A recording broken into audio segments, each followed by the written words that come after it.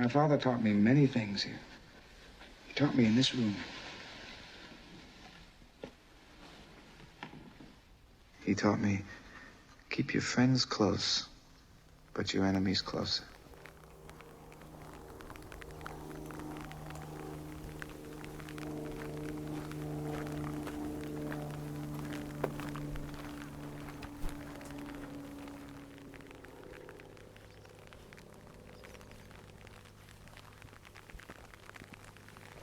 If you told me back in, say, April, that in a few months' time you'll be walking and it'll be throwing it down with rain, and not only will you be happy, you'll have a bloody smile on your face, I wouldn't have believed you. It felt like back in the spring, all it did was rain. We had days and days and days where it felt like it never stopped, and stop it did. In my little pocket of northeast Hampshire, we haven't, until today, we haven't had rain for over 50 days. Now, assuming that you're in the UK, you will be familiar that this summer, the summer of 2026, has surpassed all records. We're officially in drought. The ground couldn't be harder and more sort of dusty, and all the grass looks like it's had a blowtorch put to it. It's it's absolutely mad. And of course, we've now, as of today being the 19th, I believe, of August, we've now had some rain. We're getting some rain right now, and I decided it's time to go for a walk in it, which might seem a little bit strange, but all will be revealed. I'm just walking on my usual spot, and I can see down here by this stream there's all these blackberries. They've all popped out really early this year, understandably. Same with the damsons and sloes. I'll be picking a few of those later on. I'm going to take you on a little walk with me to discuss an emotion that doesn't actually spend a lot of time in my head, and I don't particularly care for. I think we would be a lot better without some of it. I'm going to talk to you about anger. And today's poem is the wonderful A Poison Tree by William Blake. I'm stood underneath a tree which has got, rather fittingly, quite a few little tiny crab apples on it. And this tree, I guess, is no more than about maybe 6 years old or so. It's quite small, and but the leaves are looking pretty healthy, given the battering it's had in the sun. And the apples look like really small, yellowy things. I wouldn't fancy eating any of them, put it that way. But there's plenty of windfalls down here, trying to avoid treading on too many of them, squashing them. It seemed as good a place as any to read this poem. So as the rain lashes down a bit harder here, and the, thank God, rain clouds gather overhead and cover up the brutal sun we've had over the past, feels like 2 months, on and off, of course. It seems as good a time as any to read this, and there's a very personal reason I've got for doing this poem today as well, which I'll talk to you about later on. A Poison Tree. I was angry with my friend. I told my wrath did end. I was angry with my foe. I told it not. My wrath did grow. And I'd watered it in fears, night and morning with my tears. And I sunned it with smiles, with soft, deceitful wiles. And it grew both day and night, till it bore an apple bright, and my foe beheld it shine, and he knew that it was mine. And into my garden stole, when the night had veiled the pole. In the morning, glad I see my foe outstretched beneath the tree.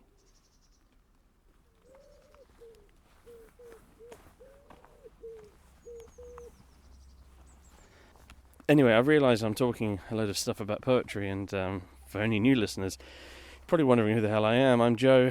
I'm the sketch poet. Really, all I do here is I take poems that I like, and I try and read them in a fitting setting that I think will do the poem justice, and then hopefully I can demystify it somewhat for people that aren't overly into poetry. And if you are into poetry, please ignore any mistakes I make. I am an English teacher, don't hold it against me. I have to find something to do with the summer holidays, and this is it. There are worse vices than walking around a field talking to oneself.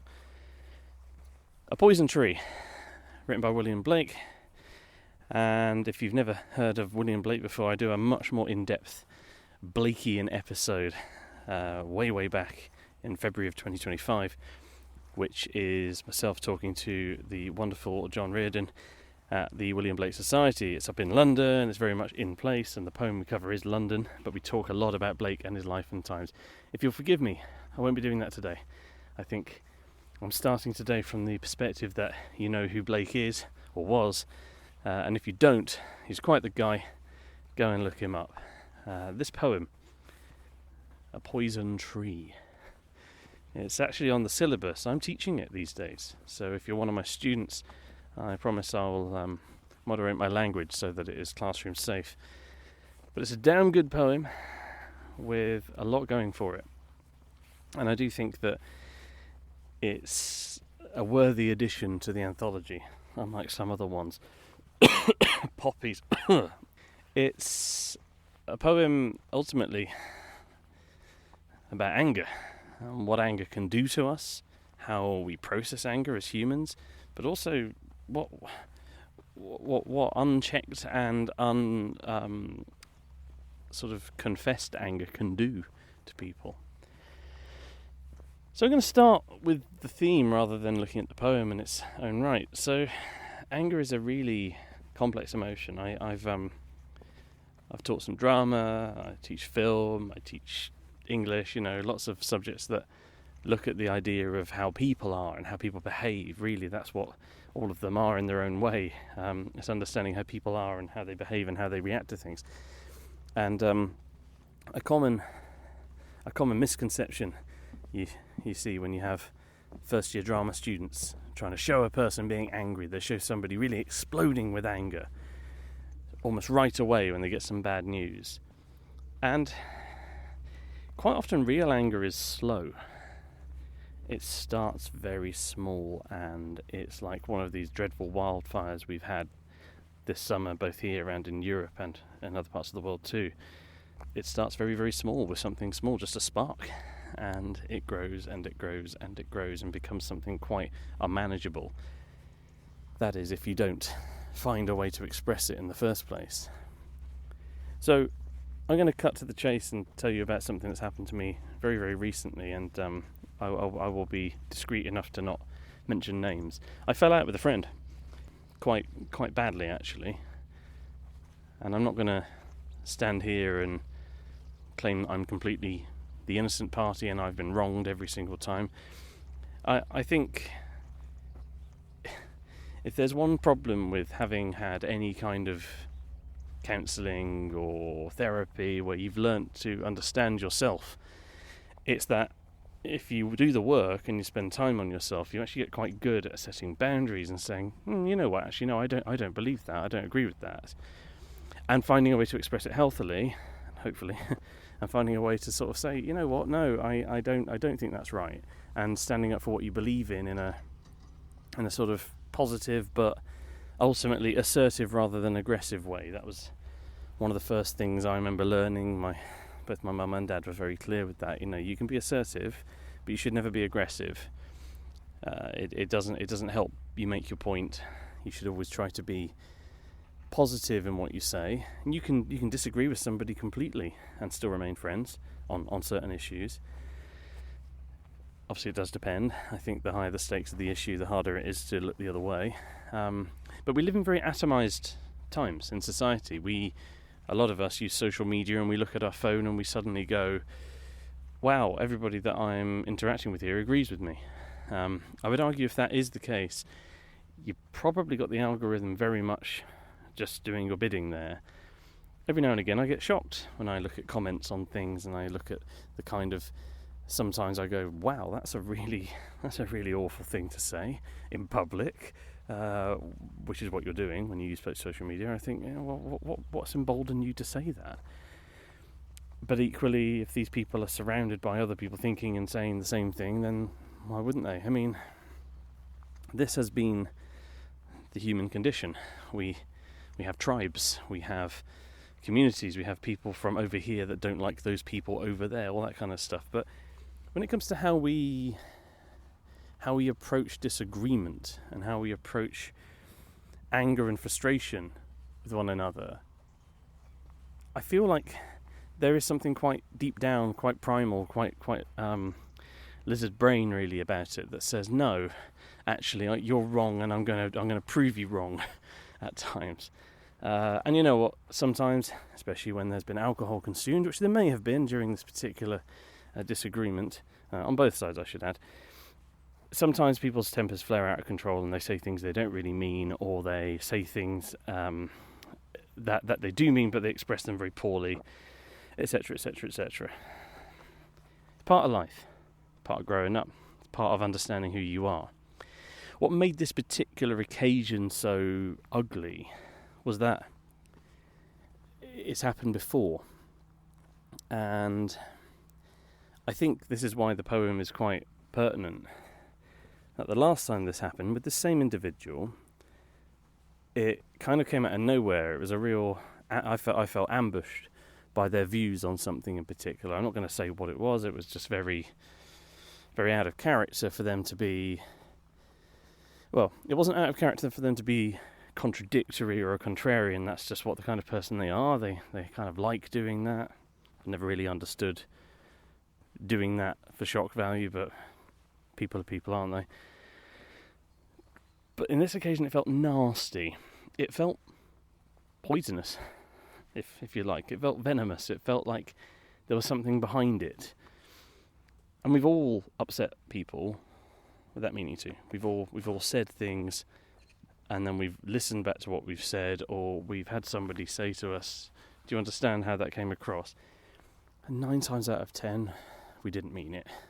It was a case of someone misspeaking, or just completely not knowing some vital piece of information.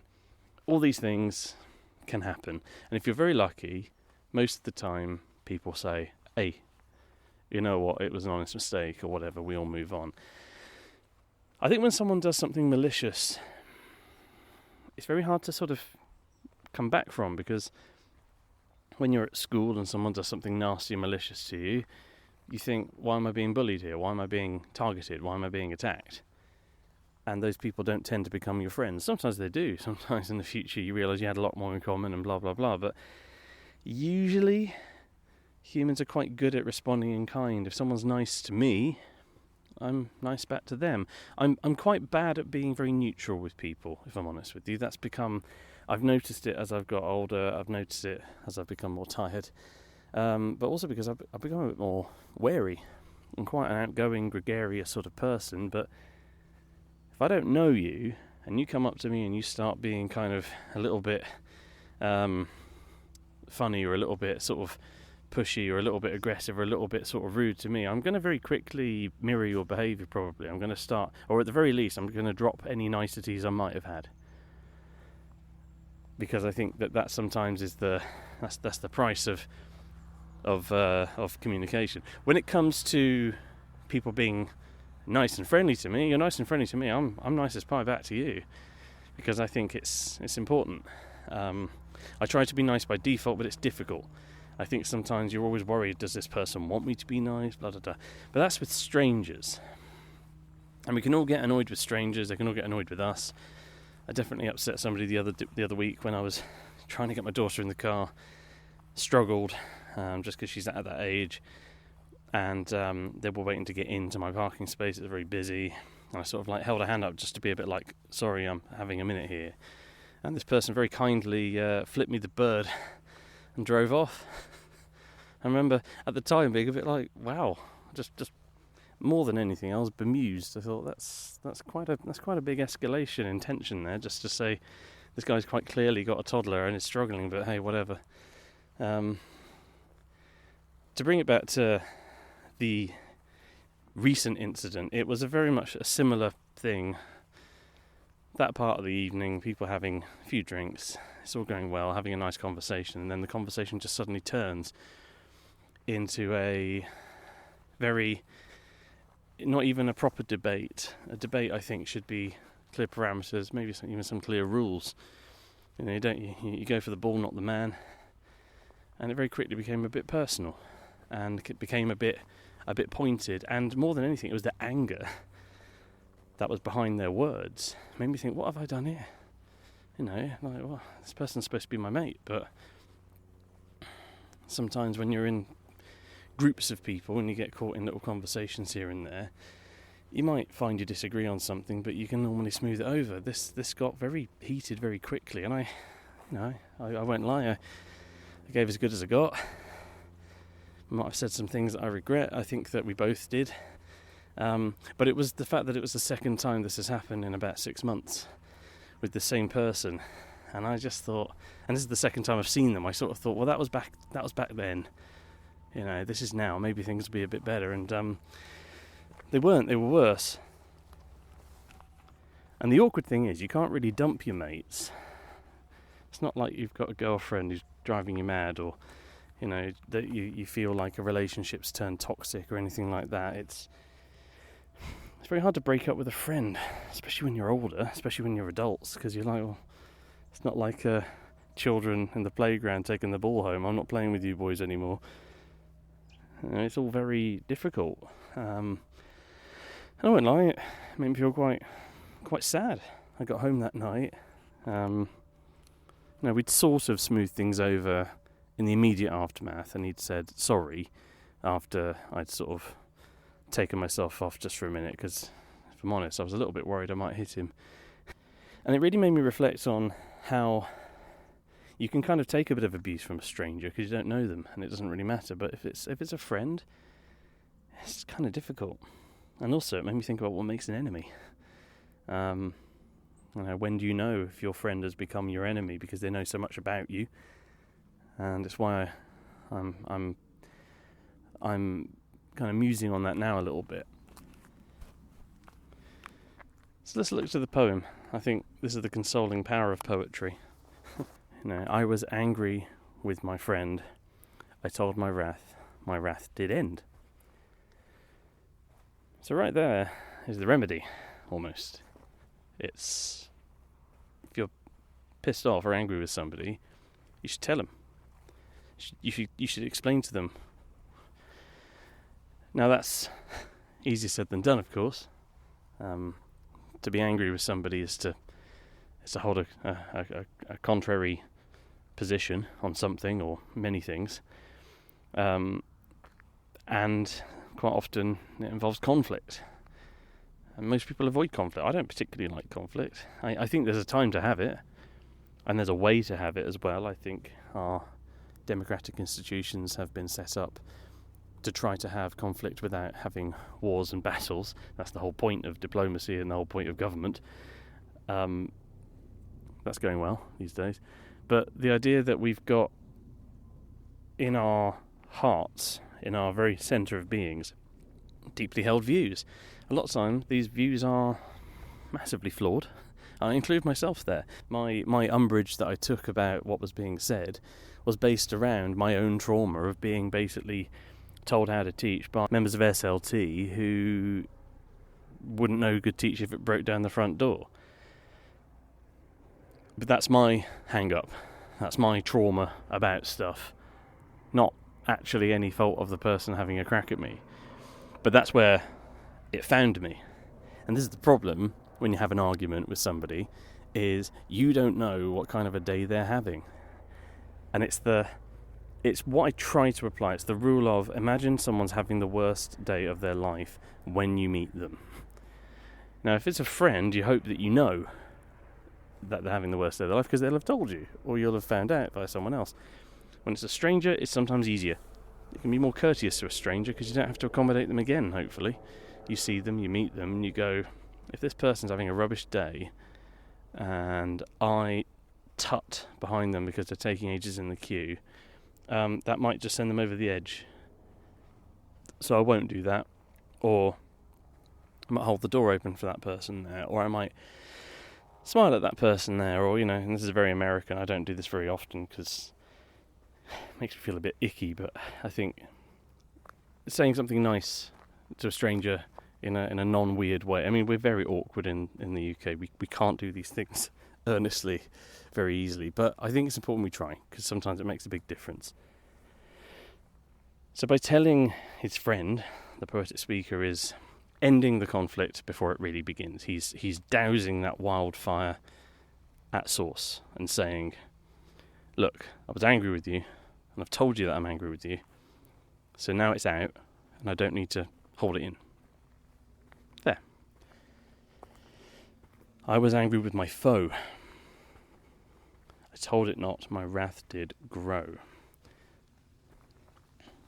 And this is where the nursery rhyme-esque quatrains, the 4-line stanzas with the rhyme scheme really adds something very simplistic but very true.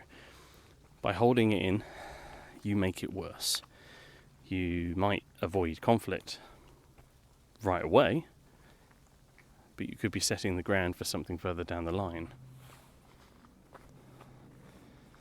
And the idea of what the poem then goes on to sort of this story of how the poem documents, if you like, this breakdown in relations.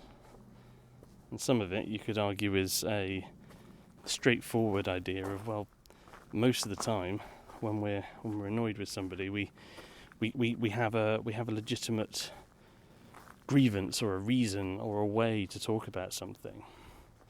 And unfortunately, maybe this is where, in an atomized society, we don't always get that right of reply. We don't get that opportunity to say, hey, wait a minute. What you're playing at there, that's not okay. And I think where it picks up on that is, I watered it in fears. I like that. I watered it in fears. I had an idea that possibly this tree is sort of like growing in the dark, growing away from the sun. It's not, sun is mentioned, but only in a verbal sense, night and morning with my tears, and I sunned it with smiles and with soft, deceitful wiles. And it does bring up this tricky conversation of how to forgive. As it stands, this friend of mine, and I do still think he's a friend, he did contact me the next day, because I was quite upset. I didn't tell him directly afterwards. I sort of thought, you know what, when the dust has settled in the morning, if he feels the need to apologise again or say something to me, I'm gonna engage with him. If he hadn't, I don't know. Maybe this is where the soft and deceitful bit comes in. Soft, deceitful wiles. If someone else had asked me, everything all right, I'd have said, yeah, it's okay.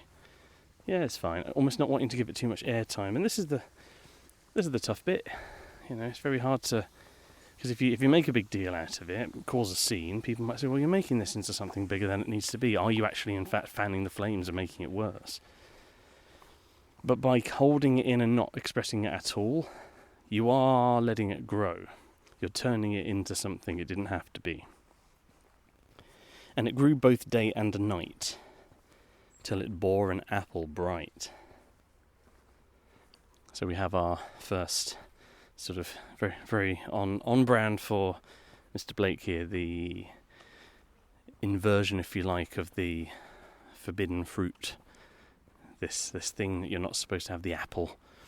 And the apple being the symbolism of sort of chastity and virginity, but also of temptation. In this case, is Blake the serpent? Are we the serpent? It's very easy to stand there and say, no, it's fine, I've forgiven them. And deep down in your heart, you're thinking, I can't wait to screw them over when they next wind me up. And I've always been really against that. If I have a philosophy on this, it's that if you say you forgive someone, that should be it. That should be the end, and you should honour that. But it's a choice, and it's a hard choice to make, and I think unless you're prepared to actually fully forgive, you shouldn't say it. And I've been on the receiving end of that too, where I thought things were okay again, and actually, they weren't. It's life, I guess, but anger is a very, very difficult thing, and like I said before, that thing, the anger itself, can take many forms. In this case, it's an apple, and this apple is suddenly coveted by the foe. It's this quite clever trick, in a way. Maybe the foe believes the apple is in fact forgiveness, or something. Although it is implied that the foe then tries to take the apple for their own. So possibly this is a bit of an older, archaic version of the best revenge is living well. You know, if you want to give your haters a bit of a reality check, you can just go and live your life and do really well and be really successful, and they'll have to look at you from a distance and be jealous. And in this case, it seems to work. Into my garden stole when the night had veiled the pole. In the morning, glad I see my foe outstretched beneath the tree. It's very chilling, this idea that by holding it in, you've created almost a poison, like a bomb, something that can go off, and it won't just sort of, hurt emotionally your foe. It'll kill them, potentially. It doesn't specify that it kills them. It could be taking a very long nap, but I like the idea that it certainly leaves them prone, lying underneath this tree. I've always wondered if it has links with the tree of life. Almost this whole thing is a big old metaphor for the idea of, when you look at your life, when you go back, when you're old, when you're looking at the end, you should be looking back and going, you know what? I am a fuller, healthier, happier person because I was forgiving when I needed to be, rather than somebody who held on to grudges and everything. Or is this in fact a dual personality? I've sometimes used this with students. Is this actually like is the foe both within our poetic speaker and yet without? He's imagining it as an external foe, but really the poison comes from you. The poison is for you. And there's a lot of nice links there with the idea of jealousy and what jealousy can do. I think of Othello with it mocks the meat it feeds on, the green-eyed monster. I like the idea that really this poem should be and can be read as a warning to those that would hold on to grudges.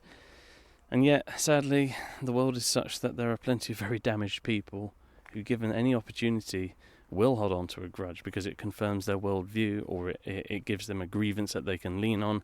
It's very, very tempting.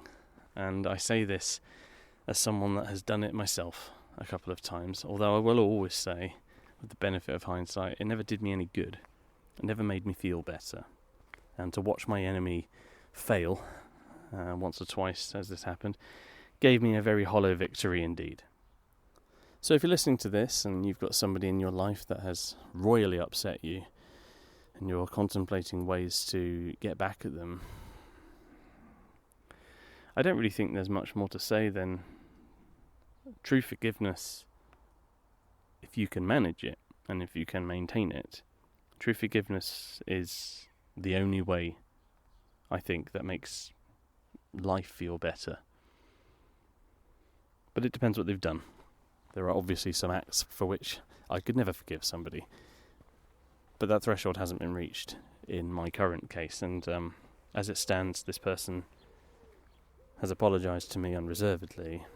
They've also said a few things which makes me go, okay. And they sort of told me I'm not the only one. I'm not the only victim in this case. And they did use that word, victim. So now I'm approaching it from a completely different place. If this is a person that probably needs some help. I'm not qualified to give it. They will never listen to this podcast, and if they do, I hope they'll find my words fair and reassuring. But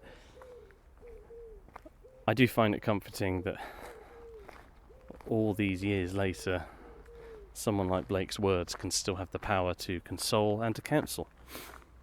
Because really, we're all going to die. No one's going to get out of this life alive. Dragging somebody down and making them feel bad or worse when they're already contrite strikes me as mean, if nothing else. and it doesn't do anything. It solves nothing. It makes nothing better.